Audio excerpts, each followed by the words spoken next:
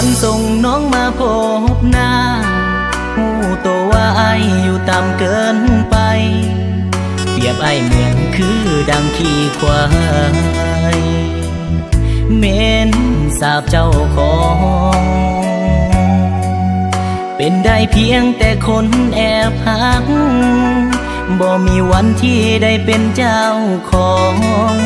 มีเพียงสิทธิ์เป็นคนแอบมองน้องอยู่ห่างห่า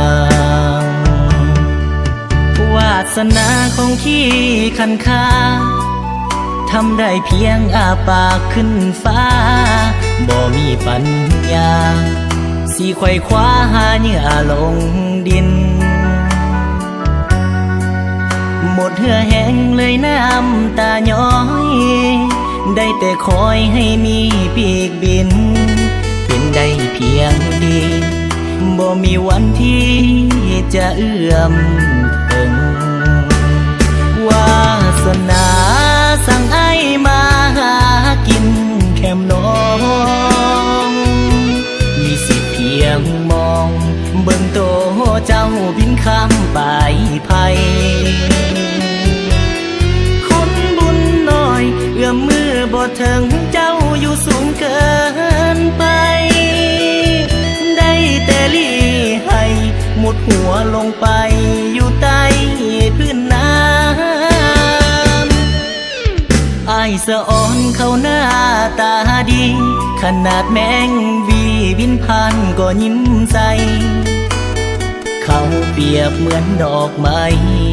ในใจของน้องหันมาเบิ่งใบหน้าตัวเองขนาดนักเลงเขายังบ่มองสิได้ใจน้องมาครอบครองมันบ่มีทาง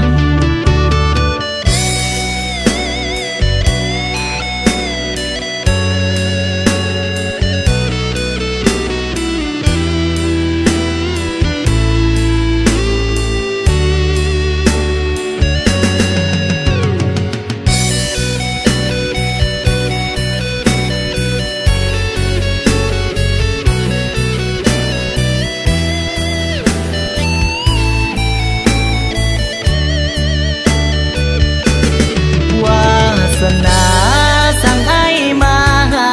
กินแคมน้องมีสิทธิ์เพียงมองเบิ่งโต